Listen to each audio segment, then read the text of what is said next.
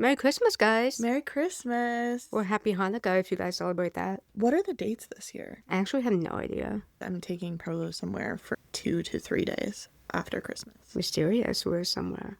It's a surprise. Can you sign it to me? That's vague. Oh, yeah. Okay, fun. Stop. That's awesome. You guys wish this was a visual medium. You're being so left out right now. Yeah. I'm really excited. Where are you going for New Year's? Oh, you're going to be gone. I'm going to be in Ireland. Yeah.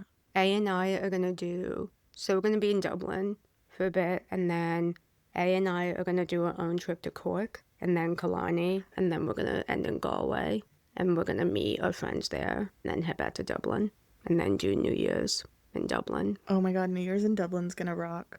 Also, I am from Galway, or that's where my family's from. Fun. Yeah. Galway girl. Yeah. Like the Ed Sheeran song. He wrote that for me, actually. That's beautiful. We're speaking into the future, so when this episode comes out, you will actually be in Ireland. But today, let's talk about the Family Stone. Let's talk about the Family Stone. Special episode, you guys. Yeah, welcome to a holiday bonus episode. Merry Christmas. Merry Christmas. Hope you like it.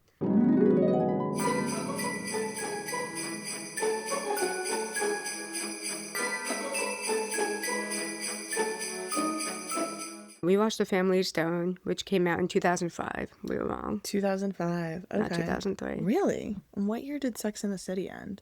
I think this was like the last year of Sex and the City. Oh, wow. Check, though. I think you're right. I mean, then there were movies, but I think you're right that the... Because I was reading something about how Sarah Jessica Parker was really into doing this because it's so the opposite of her Carrie Bradshaw character. Sex and the City ended in 2004. Yeah, that makes sense. So yeah, starring Sarah Jessica Parker as a Meredith. Republican? Republican-coded. Yeah, very Republican-coded woman. Yeah, this is a star-studded cast. We had Diane Keaton. We had Rachel McAdams. Luke Wilson. Dermot Mulroney. I think Mulroney? I don't know, guys. The guy, he's Fancy Man in New Girl, and he's in that Sydney Sweeney movie, and he's the guy in My Best Friend's Wedding, which is another unhinged... Dermot romantic. Mulroney. Dermot Mulroney. Mulroney. We're just not naming guys Dermot anymore. You know he's a cellist also. Yes, he plays on like all of these really prominent soundtracks. Yeah, he did Inside Out and Incredibles and Jurassic World. Yeah, he's multi-talented. He's like so handsome, I think. He's shitty in this movie. Yeah. But I don't think that's his fault. Oh, and there's also Esme from Twilight. Yes. What's her name? Elizabeth Reeser. There we go. Reeser? And apparently she's also, according to A, she's in Grey's Anatomy? According to A. I haven't watched much Grey's Anatomy, but my Same. wife loves that show. So basically the premise of The Family Stone. Yeah. 2005. Talk about a soap opera. Yeah. Basically the elder son, played by Joe McMulroney, brings his uptight girlfriend, Sarah Jessica Parker, home for Christmas with the intention of proposing to her with the family heirloom ring, the Family Stone. But also the family's name is Stone. And the family hates her, and she begs her sister to come for emotional support. She's got a stick so far up her ass. I know. And they are all, like, NPR liberals. Rachel McAdams literally has an NPR tote bag and a Dinosaur Jr. t-shirt. And she's a public school teacher. And she's getting her master's at UMass Amherst. Yeah. Not be gayer. The dad's name is Kelly. Love a feminine male name. Yes, he's an icon. A professor. I think so. Yeah. The wife, Sybil, was played by Diane Keaton. Rest in peace, we love you so much. And then they have 5 kids? Yes. They have 2 girls and 3 boys, because it's the same breakdown as Parlo's family. Oh, that's fun. Yeah. Anyways, yeah, the 3 boys are Everett, Ben, Thad. Okay, so the reason we chose this movie is because there is a deaf character in the movie, played by Ty Giordano, who is deaf in real life. But yeah, Thad is one of the Stone family members, and he's there with his husband? Yeah. Patrick. And then, yeah, the family also has 2 daughters. Susanna, played by Esme from Twilight. And then Rachel McAdams, who plays Amy. And she's the youngest. And it's so impressive to me that you remembered all their names because I didn't, and they say them so many times throughout the movie. They say it to remind us. To remind us, because there's like 20 people. There's also a moment where the littlest Elizabeth's coming down the stairs, and Kelly goes, "Hi, granddaughter." just to remind us Yeah. of the relations And to I'm like, everyone. oh, good. That's right. That's the granddaughter. I don't Honestly, I needed it. There's so many people floating around. I had to ask you, like, what is their relation? Because Yeah. Everett was coming, and I was like, what? How does he know that? And you're like, they're brothers. And I was Yeah. like, oh.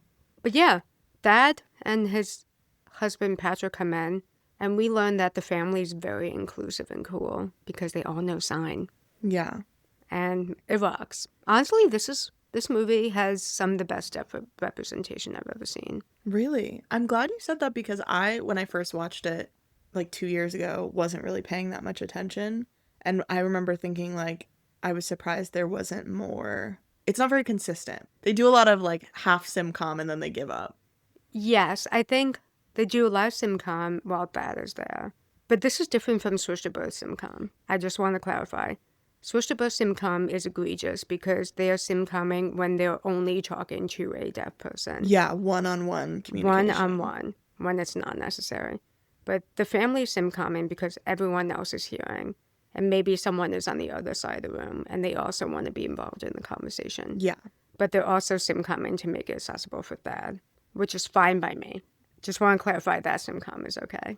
Yes. Mm-hmm. I think that's great. I think it's more so the, like, whenever it gets really mad and he stops. He's just stopped signing. Yeah. Well, Everett's the worst child out of the family. True. Yeah. I read this article from the Seattle Times from 2005, and it looks like they interviewed the director, Thomas Bazooka. Crazy last name. Love it. It's Bezucha. That sounds right to me. Let's call him Bazooka. But basically, he was a student at the Parsons School for design, and he saw a bunch of deaf students when he was there, and then he was like, wait, sign is so cool and fascinating. I love it. Sick. And then when he was making this movie, he was like, I want to make the family as inclusive as possible and also make Meredith look more small-minded. Yeah. And I was looking for some sort of secret language that they could share that would show her out even further. And sign language was a no-brainer for me. Oh, that's genius. It really does work that way. Because she comes to meet the family for the first time. And she yell talks at that, and it immediately makes her look so stupid. Which Everett should have, if he was a good boyfriend, he should have coached her. But she knew. Stuff. Yeah. Here's the deal. Here's what's easiest to communicate. Maybe teach her a couple signs. Maybe teach nice to meet you. Yeah. He really just throws her to the wolves. The super liberal wolves. Yeah, because no one else had met her except Amy, right? Mm-hmm. Yeah. Yeah, bringing her home for the first time over the holidays. And yeah, also Thad is like a triple threat. He's deaf, gay, married to a black man. I know. And they're looking to adopt a child. So, like, he's got a lot going on. He's so cute and cool. He is Meredith's worst nightmare. Worst nightmare. Yeah. She's like, despite being like, I love the gays, she keeps putting her foot in her mouth. I think what I liked about the movie, not that is a huge part of the movie, but he's just like part of the family, but he's not the main character. No, but I think he has maybe like the biggest emotional impact. Like, he's in so many scenes with the biggest emotional impact. I think Rachel McAdams is the most emotionally impactful. Because she reunites with that guy that popped her cherry? It's mainly like the relationship with her mom, and like, didn't she get the ring at the end? Oh, I did not clock that. It's on her hand at the end. Oh, because she married the guy that popped her cherry. I didn't clock that. She gets the ring. That's really nice. Yeah, but there's the scene where Diane Keaton's like, I love you. Like, you're perfect. To Thad. I know. That made me tear up. He's also like the comic relief in a lot of scenes. That is? Yeah. You gotta have a sassy gay guy to bring the vibe up. He's just like always ready with a little comment. That's true. He's also so cute. I just really liked. He's just a lovely guy. He's there. And also, it's not upsetting to look at. No. With a lot of deaf representation, I think it can be upsetting to watch sometimes. But like, this family clearly loves him so much. Yeah. And they're very inclusive and accepting. And then in that same Seattle Times article, someone said like only 3% of hearing families will learn to sign to communicate with their deaf child. So yeah, Bazooka was like, I need to basically show that like this family really goes above and beyond to be inclusive. I think it's just a really nice thing to add to the movie. Yeah. Yeah, that's my overall thoughts on Ty Giordano's presence. Should we, like, do a little play-by-play? Yeah, I was gonna say, let's get into it. Yeah. This is a really fun movie. I did also pitch this to everyone as, like, it's almost a rom-com, and then Prolo got very mad at me because, spoiler alert, like, the mom is dying. Yeah. And it's pretty emotional. But I think there's enough lightness in it. I watched this with my parents a couple years ago on Christmas, and we, like, actually had a blast. I think it's just such tonal whiplash. It's like a weird screwball comedy in some parts where people are falling and Claire Danes falls out of the bus. But Yeah. then all of a sudden the mom is dying of breast cancer and you're like, whoa, it's a lot. And then things are awkward and painful. It's just, it throws you in so many different places at once. I think I like a movie like that, though. Okay. Yeah, I think I wasn't sure what to label it as. But, like, I had a good time watching it with you guys. I think that's why it wasn't widely successful. Yes, I was reading and a lot of people were comparing it, which I think was unfair, to Junebug, which came out just a few months before. Did you ever see Junebug? That sounds so familiar. It was like Amy Adams' breakthrough film. Oh. Fantastic movie. Okay. Is it a holiday movie, though? Not holiday, I don't think. Because I think that's the other thing is there are so few Christmas movies that really hold up as good movies, I think. Yeah, I can't think of any other, like, good family. Like, I love... My favorite genre of movie is, like, a dysfunctional family. Especially over the holidays. Anyways, yeah, we meet the Stone family. Yes. We meet the Stones. Everett comes in with Sarah Jessica Parker, a.k.a. Meredith. And Amy has already briefed the family. She's been like, I hate this woman. She talked the whole dinner. She didn't ask me about myself at all, blah, blah, blah. She does this weird throat clearing thing. Yeah, she has a throat clearing tick. She's just generally, like, not their vibe. And she does come in and she's so overwhelmed She's immediately. very rigid, Yeah, very she's so wound stiff. tightly. She has, like, pristine, perfectly ironed clothes. She's wearing, like, a suit. Her hair is in a slick back bun. And Yeah, Everett is also, trendsetter. like, trying to match with her. He has a tie that he will not take off the entire day. Yeah. Even the family's like, what are you guys doing? Very formal. Also, this is a beautiful New England home. It is. Just, It's like, wallpaper up the wazoo. It's so cozy. colonial style house. Yeah, everyone's in, like, cozy sweaters, and they all look really comfy. And she's in heels and, I guess, like a black pantsuit, right? It's like a skirt suit. Like a skirt and a blazer situation. Like, she looks like she just came from a conference. And immediately the family's not getting along with her. She fucks it up first, too, by being like, we can't sleep in the same bed. Why not? Usually that's the opposite. I know. Like, you go to, like, a partner's family's house and they won't let you sleep in the same Right, bed. usually the family's conservative. So this whole movie, it flips it all on its head. So she's conservative. She's scandalized at the idea of sleeping in her almost fiance's childhood bedroom with him. It's very strange. And immediately Sybil, the mother, is like, what? So you guys don't screw? Yeah, lame. Losers. Like, fucking losers. And she's like, I just don't feel comfortable. So then their solution is she sleeps in Amy's childhood bedroom. So then Amy has to sleep on the couch. Yeah, kicks Amy out of her room. Yeah. And then Amy rightfully is like, what's wrong with Everett's room? It's A public school teacher. She's forcing a public school teacher who her works only break. so hard all year to sleep on the fucking couch. You're right. She's exhausted. Yeah. And she keeps being like, no, it's fine. I'll sleep on the couch, like Meredith does. Yeah. But you don't really believe her. No, she started this. Yeah. And then she kicks them all out when her sister calls. Oh my gosh, she makes everyone leave the room of the house that is not hers. Yeah. The room that she's just claimed. So odd. It's really bad. And then they're all kind of downstairs talking about her. And then Luke Wilson's character shows up. Yes, Ben, who is like a stoner. Yeah, boy he's like a mess. They drop later that he is a documentary filmmaker and he lives in San Francisco. He lives in Berkeley. And he cares about the difference. Yes, he does. He says Berkeley, not Berkeley, San Francisco. California, So actually. yeah, he's like that. That's his vibe. Yeah, and that's the whole family. Everyone's there now, right? I think so, yeah. Guys, to be honest, we didn't take notes. We just like watched this and had a good time. Then she ends up checking in at an inn. Yes, They're just not getting along. they go out to dinner the first night. Yeah, the first night, is when they go out to dinner and they're all in Yes. the car because Oh I my clocked God. that Everett's driving and she's in the front seat and the whole family's in the back. And someone asks her how they met. And she starts in on the story of how they met. And it is so long and detailed and Short story long. pretentious too. And like laden with business terms. I know. And just like so boring. And she's like halfway through the story, she hasn't even met Everett. It's like all about her work. You can tell also she's someone who really cares about she works like a high powered corporate job.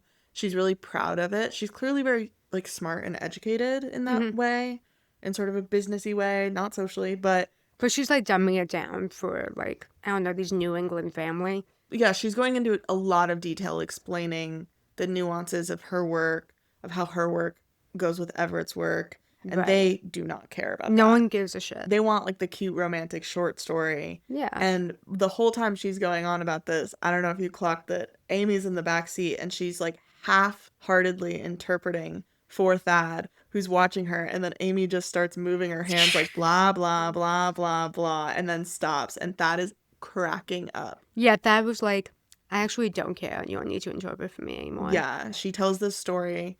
They cut from them in the car on the way to the place, them at the restaurant, her still telling the story. And then like on the way home. On the way home, them at home. And that's when they're like, Everett, take off your tie. It's like nighttime now. It's choking you. You've been wearing the tie all day. And then I think she offers to help with something, help clean up something at the house. And Sybil's like, no, that's okay. And she's like feeling rejected. She goes upstairs. She goes to sleep. And then in the morning, she's like, I'm checking into an inn. Because Amy said something to her. I think Amy said something because Amy is the one that has the most beef with her. Yeah, Amy, I mean, I'd be mad about it as well. Yeah, she decides to check into an inn instead of staying at the house. And then she calls her sister Julie for moral support. Yeah, she's like, Julie, I need you. Her hotter, 23-year-old sister. I'm guessing she's 23. That's my guess. She's older than that. Okay. 25? Yeah. I guess I just always assume people are my age in movies. Okay. So that's why I was like, 26. I don't know. Anyways, yeah. She calls her younger, much hotter sister, who I guess didn't have any plans for Christmas. Yeah, kind of crazy. They never explain that. She just like hops on a bus. She gets off the bus. Yeah, Meredith checks into the inn and then she comes, but she checks into the inn and then she comes back to the stone house and is like, I am going to cook Christmas breakfast. Strata, which is like a breakfast casserole. Yeah, you were kind of trying to figure out what was going on with that last night. I did realize my mom makes a breakfast casserole every Christmas. I just don't call it that. Interesting. Yeah, with like the eggs and the pasta and all that. It's very good. Oh, but then she's cutting up mushrooms, and then everyone reminds her that Everett's allergic to mushrooms, which she didn't know. Yeah. Oof. And she has a little hissy fit, which is kind of funny. I think it's also like she does not cook. No. But she does make this every year because she's really good at cooking this. But I think it's just like she doesn't cook for Everett, so why would she? Why would she know he's allergic to mushrooms? I don't know. That one feels like one that wouldn't come up that much. Yeah, I guess if he orders for himself or the two of them, he just orders something that doesn't have mushrooms. Yeah. Also, mushrooms aren't in everything. Yeah, they're not that ubiquitous. They're like pretty easy to ignore. But she's cooking, and then for some reason she doesn't go pick up her sister, but she sends Luke Wilson and Everett, a gorgeous young Claire Danes who falls off the bus, basically into Everett's arms. Yeah, basically. They bring her back to the stone house. Everyone smitten. Everyone's obsessed with her. I do feel for Meredith in this moment. Like, that's so fucked. In love with her. They're like, oh my God, you're young and beautiful. Yeah, and you work at an art gallery. And... yeah, they're fussing over her. They're like, Amy's like, let me get you Band-Aids. Like, they love her. And Meredith turns even more uptight. She's like, everyone get away from her. I'll help her. But then when they're alone together, it seems like they have no relationship. It's so strange. I don't think the movie did a good job establishing the sisters' relationship beforehand. Yeah, we needed like one scene of her. Like the two of them talking. She kind of just shows up out of nowhere. We don't know if they were close or if they weren't. Yeah, it's just very odd. Let's just pretend maybe they're sometimes close and Meredith made the wrong call asking her to come. They must have been close enough that Julie would come. Yeah, would come from New York to New England. Yeah, it's dinner time. It's time for a sit-down dinner at the Stone House. And they're chatting.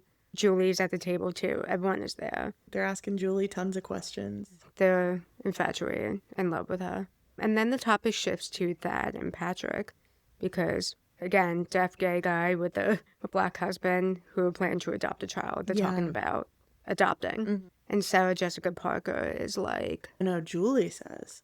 Oh, Julie says, can deaf people adopt? Does she say that? She kind of... she says, are you allowed to adopt because you're deaf? I totally missed that. Oh my god. She says, forgive me if this is rude for asking, but do you guys have a preference about the race of the child? But before that... Oh, she says that before that. Oh my god, I totally missed that. Yeah. She said, can deaf people have kids, actually? Yeah, she does say that. That's crazy. So I guess Meredith, the bluntness runs in the family. I get there is a way that Julie asks where she's very like open-hearted and not. It's like a naivety, not. It's a naive question. Yeah. And then when Meredith asks a question, it's like she like digs herself. There's judgment in the tone. There's judgment tied to it. Yeah, that's a good point. Yeah, because then she asks about the race. Julie asks, "Do you have a preference about the race of the child?" And Meredith goes, "Julie, you can't ask that." And she's like, "Oh my god, I'm so sorry. I'm not trying to be rude. I'm just curious." Like, yeah. And Thad just says, "We're just so excited to have this child. We couldn't care less." And she's like, "That's really nice. Like, I'm excited for you." Like, you can just, they're giving her a lot of benefit of the doubt. Yeah. Because it feels like it's coming from a good place.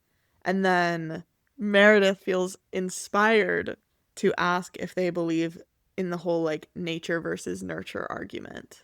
In terms of sexual orientation. Yeah. So she was like, they've isolated a gene that apparently makes you gay, but we don't know that for sure. Are you worried that, like, your kid is going to be gay, basically? Crazy. And then every time someone's like, what are you talking about? She says, oh, sorry, let me rephrase. And then she digs herself in an even deeper hole. And I think the heart of her question is, wouldn't you want your child to have the easiest life possible? And at this point in 2005, being gay was a challenge in their life. So I think from her perspective, to try to defend her so that we can continue to root for her character at least a little bit, because it gets hard too, is she's trying to be like, this child will be an adopted child, which is already, you know, a struggle. And then to also be a coda will be its own identity. And then to also add a sexuality to it will obviously make things complex. And with a biracial couple. Right, exactly. Biracial gay couple. Yes. So it's like, obviously that is going to be a complex situation that will be unique. I think she's asking the wrong room. She's asking the wrong room. In this family where everyone in this situation is like, yeah, that's life. Like, what are you talking about? And so she just keeps being like, well, wouldn't you want your child to be normal? Normal? Oh, girl. Like, we're trying... And Everett is Never not... in my life have I yelled at a girl like this. Literally. Everett is not helping. He's, like, turning on her because he now likes Julie. He's got eyes for Julie a little bit. I thought he didn't say anything. At one point he says something, she, like, turns to him and says, you know what I mean. And Everett's like, no, I don't. And Everett's like, what do you mean? Which is, you know, he should, like, know her heart. Like, she's not homophobic. She's just stupid. She can't fucking put words together. Honestly, part of me is like, maybe she is homophobic. I don't think it was coming from a, like, evil, hateful place. I think it was coming from an ignorant place. Yes, absolutely. But at one point, the dad, like, shuts the conversation down. Yeah. He tries. She keeps talking. And then Sybil goes, ow, enough of you. Yeah, she's like, shut up. She's like, I want you to leave. Rightfully. Yeah. And she leaves, and then that's when she has that moment with that. Yeah, where she signs, I love you. She signs to Thad. I love you, and you are more normal than any other asshole sitting at this table. Which, way to throw the other kids under the bus. I get it. That's the favorite. And he deserves to be the favorite. He's all downtrodden after that interaction. That because of Meredith's outburst. So he's, like, looking down at his lap, and she throws a fork at him. Yeah, that's right. Sybil throws a fork to get his attention. And then she's like, I love you. You're perfect. You're normal. And then she's like, I need a fork. And that's beautiful. Yeah. That made me very happy. I know. It made me miss Diane Keaton. Yeah. And then Meredith tries to drive off in Everett's car. God. And she crashes it into a tree. She puts it in neutral, I guess. Yeah, she like it gets stuck in the ice and it spins out or something. It's kind of unclear, but they're all still sitting around the dining table. They hear it. Yeah, and hear her crash multiple times. No one comes up to help her except For Ben, for Ben, the stoner Ben. who has kind of had weird eyes for her since he met her. He makes a comment towards the beginning of the film that she reminds him of his second grade teacher who he had a crush on. That's right. And he's kind of touchy. Yeah, he's kind of touchy. It's like a movie where if it was not reciprocated, it would be so creepy, obviously. Yes. But there's kind of a little bit of a vibe between him and Meredith, even though her vibe is like, ew, don't touch me. But she's kind of like, ew, don't touch me. Yeah, and earlier when she's going to check in at the inn, he says, I had a dream about you. Oh, right. And then he doesn't explain. Yeah, and so he goes out to help her. And he's like trying to do a bit. He like walks up to the car. He pretends like he's a cop. And he's like, what's the issue? And she just bursts into tears. Yeah. I feel for her a little because like she's not an evil person. She's just like so bad at social situations, I think. I get it because sometimes I lack tact. If I was here, they'd be like, yes. And like every time I try rephrase, I just dig myself into a deeper and deeper hole. And then I'm like, shit, that's not what I meant. Right. And then it's so important in that moment to have people who I'm like, I know Kara, I know your heart. But none of these people know her. So it's not, and Everett's not. And helping. Everett's doing a terrible job of trying to be like, I promise you, like, she's normal and nice. She's like nice and she means well. I think it's earlier in the day that she has this moment with Thad where she's like, once again, yelling, being like, I would sign, but I don't know the language. And I think he doesn't even respond to her. But again, that's like, Everett, it's your job to, you know, like, to prepare her. To be like, let's look on YouTube together. Well, this is 2005. Did we have YouTube? I don't know. Maybe just barely. Barely. But like, he signs. Let's teach her some signs. Yeah. Or they're in New York. They could go sign language center. So true. And to be fair, she could have said like, I'm sorry I don't sign yet. Yeah. I would love, as I join your family more, to learn more. Yeah. And maybe take a class. I can't wait to learn. Yeah, Everett's going to teach me. That's clearly the moment she's trying to have, is to be like, I'm sorry, I feel bad that I don't sign. But it's so awkward. She's so emotionally stunted. She's crying, and Ben's like, okay, let's go. And he takes her to the local bar. He does. On Christmas Eve. And she's relaxed. She's got a couple of beers in her. Yeah, he gets her drunk.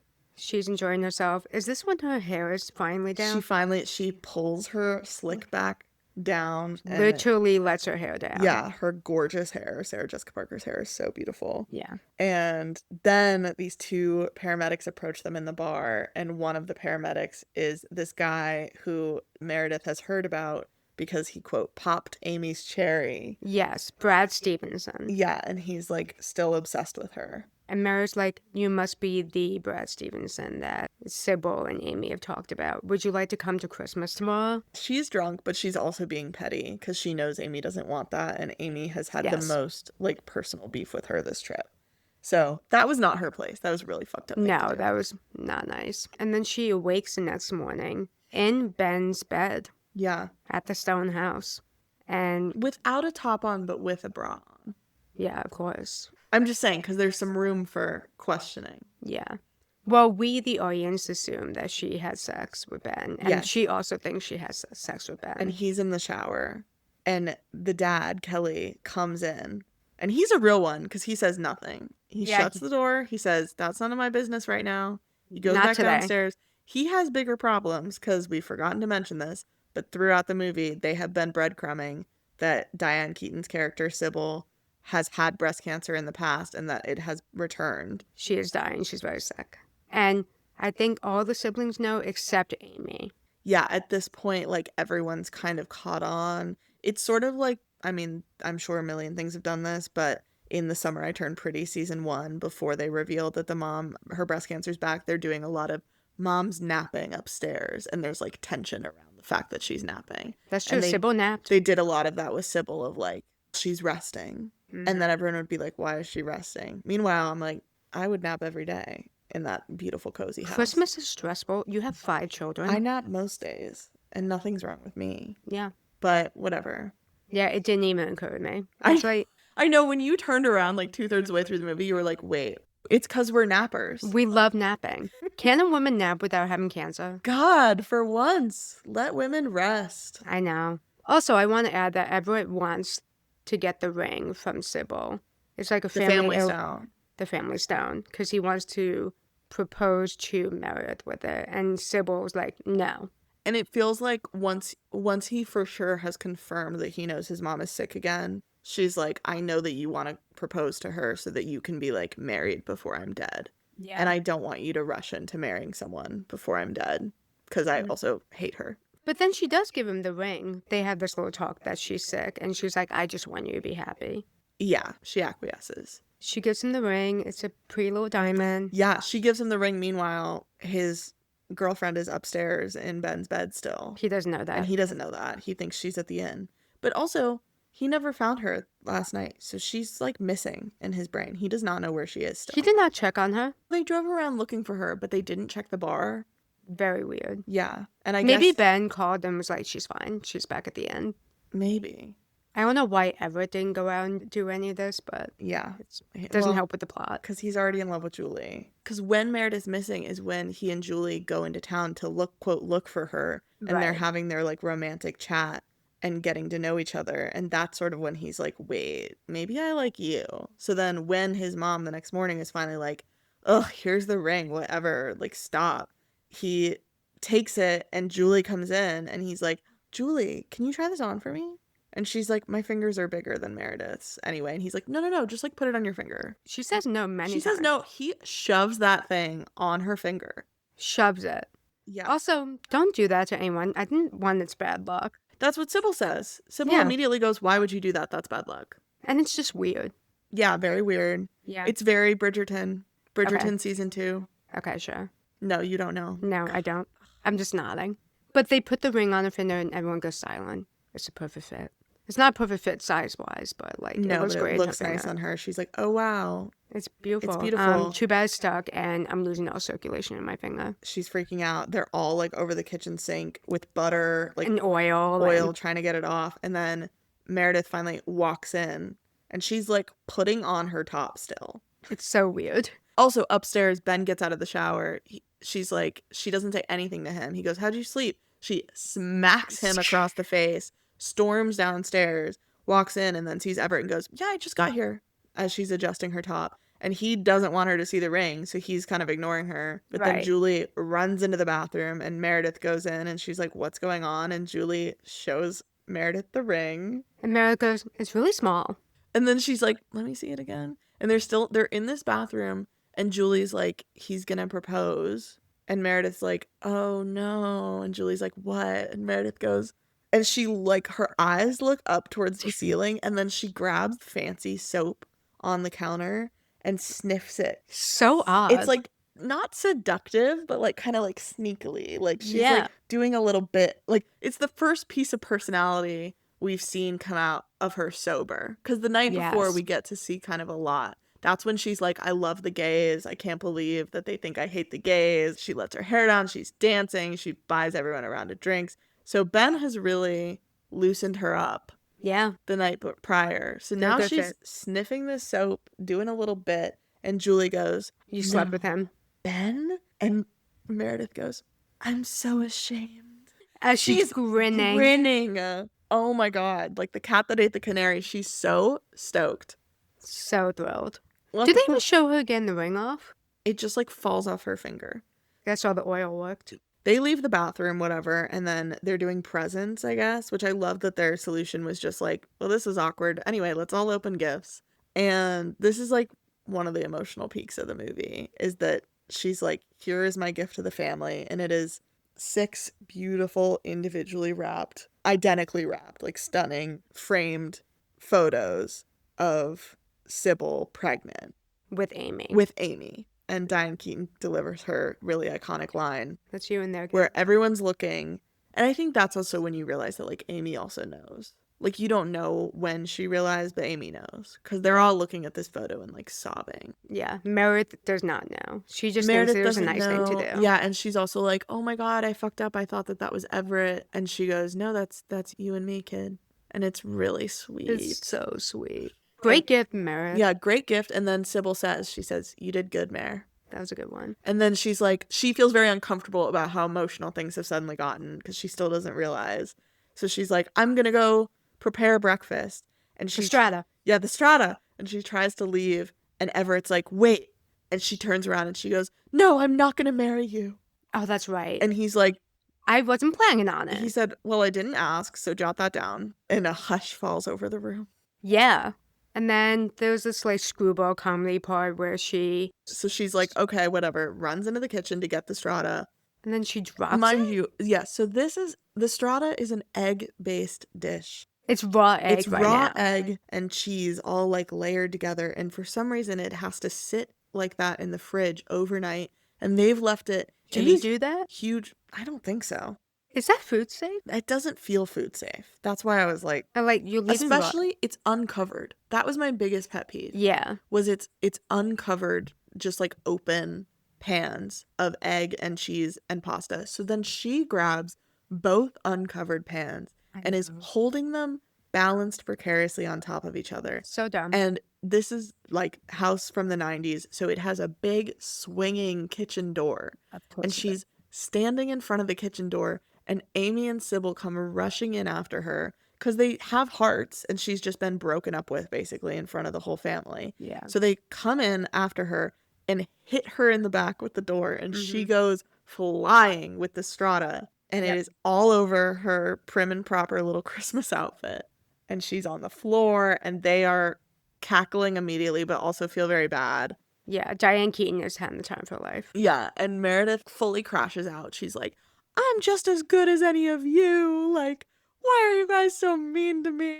And Sybil's at the sink like, you're right, you are. You're better than us. Like, don't even worry about it, sweetheart. It's all fine. You're covered in an egg, but yeah, it's fine. you're covered in egg. We're just going to let you say whatever you want right now. And then Rachel McAdams slips on the egg. And then at some point in this, I'm so sorry we missed it, but at some point after Everett's like, I'm not going to marry you, Meredith is like, well, good, because I slept with your brother. And then Luke Wilson's like, that's not true. Yeah, and Luke's like, no, he didn't. And she's like, I woke up in your bed. And he's like, yeah, I slept on the floor.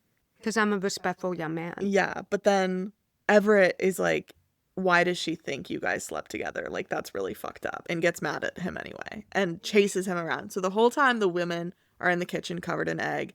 The boys are flying around the house. Everett is chasing Ben. Yeah, trying to fight each other. But they're brothers and they love each other. So they're not trying very hard. And it's like, when it's Everett ends up tackling him and then does like little slaps like on his face, love.